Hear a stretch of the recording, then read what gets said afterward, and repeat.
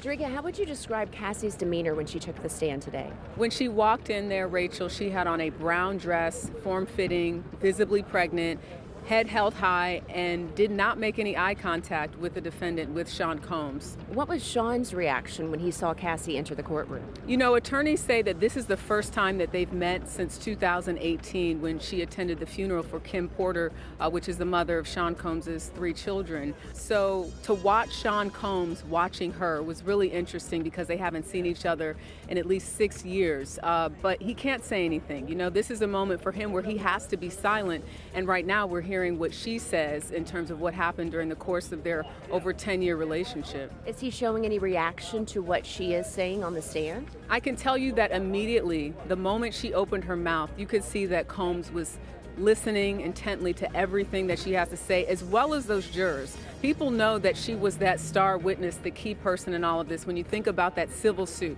that came out in 2023 that was settled the day after. She really is the person that connects all the dots. When you look at the indictment and you look at some of the charges, she's the one talking about the freak-offs and what was involved and how she had to act. The prosecution is asking her questions to show that she wasn't in control. She said that Sean Combs directed everything from what she had on to the lighting in the room to how she was supposed to interact with the person that she was having sex with.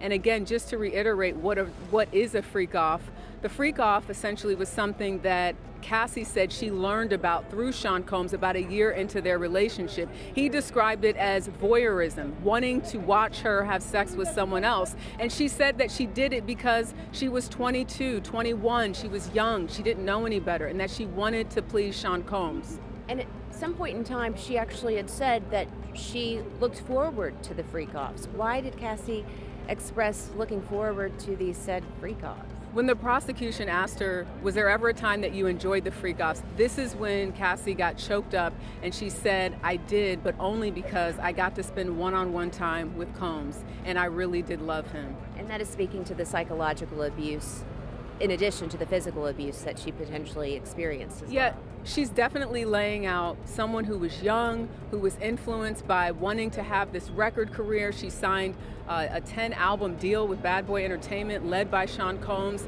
and basically describes being enamored by Sean Combs, loving him, not knowing about certain things sexually, and him sort of telling her, teaching her about that. And what you hear is someone that was young and she even said, you know, I was young, I was naive, I didn't know any better.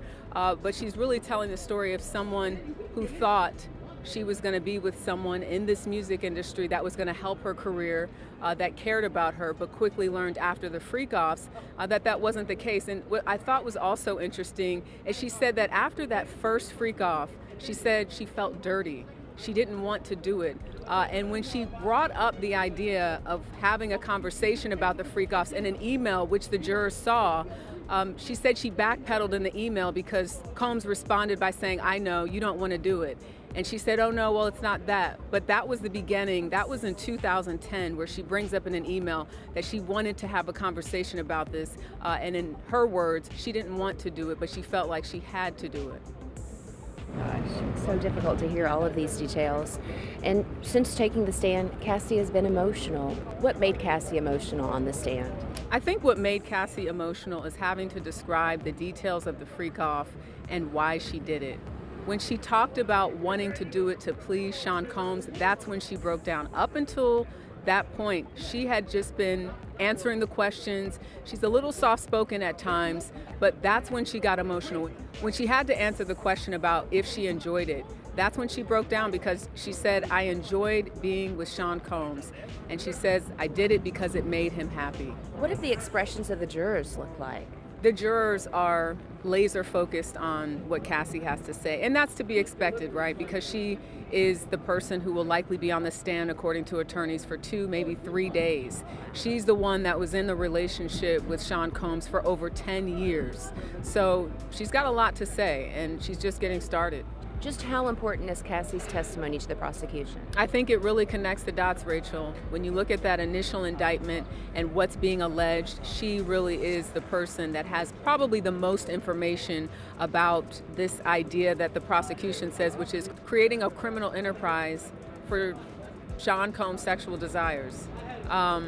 Something else that the jurors saw today that sort of connects it back to this alleged criminal enterprise are 7 photos of people that were very close to Sean Combs, one even his former chief of staff.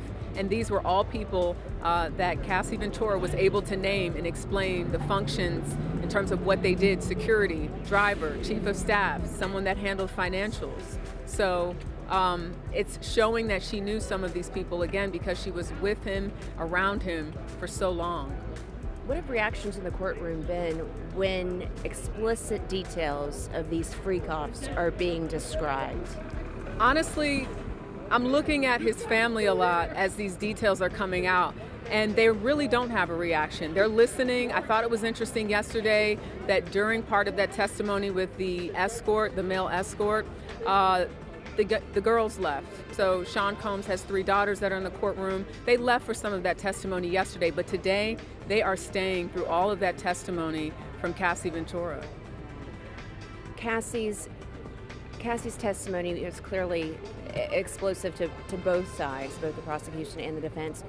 What other celebrities might we see take the stand in this case? You know, there was a moment early on when Cassie mentioned Dallas Austin, who she called a friend, who's a producer. So I don't know if that's someone that we're going to hear from. We know that there were pictures shown to prospective jurors that are well-known celebrities, you know, Kanye West, Kid Cudi, Lauren London. We don't know, though, how they fit yet into why they were even asked, do you know these people? Are you familiar with them? So the prosecution is questioning Cassie right now, still questioning her. The defense hasn't even got a chance to. I mean, that might change based on the timing, but you know, because she's such a key witness, it's likely that she will be on that stand the rest of the day. What are you learning about the nicknames that were used between Cassie and Sean? Yeah, we learned that Cassie referred to him as Pop Pop, and Sean Combs would refer to her as CC. The prosecution says, what does CC stand for? She said Cassie Combs. What kind of witness is Cassie coming off as to the jurors? I think naturally when you look at her visually, people see that she's pregnant and looking like she's due any day now. So they might, you know, have empathy, sympathy for her in that way, but we don't really know. We know that they've been instructed to be fair and impartial. As to what type of witness she's coming off as, she's describing someone that she was, someone she said that was trying to figure out who she was at that time and who she was allowed to be. Now you're looking at somebody that's almost 40 years old, totally different person, but even in describing what was going on at her at that time, taking drugs, trying to please Sean Combs, she's really just sort of laying out the case for her not having a lot of control. So I think that's the takeaway. This is someone who is making it very clear that at that particular time in her life, she says she did not have any control really over what she wore, what she did, who she was having sex with. She's a different person now, but I think when she talks about those details and even reflecting on them for herself, as we saw today, she broke down in that courtroom. Her husband's been by her side. He's in the courtroom. Have you been able to see his reaction? I was sitting about 2 rows behind Cassie's husband, and he also, not showing any emotion that I can see visibly on his face, but just staying there and there obviously to support his wife. But I can only imagine how difficult it must be for everybody listening to these details, but definitely somebody who's as close to her as her husband.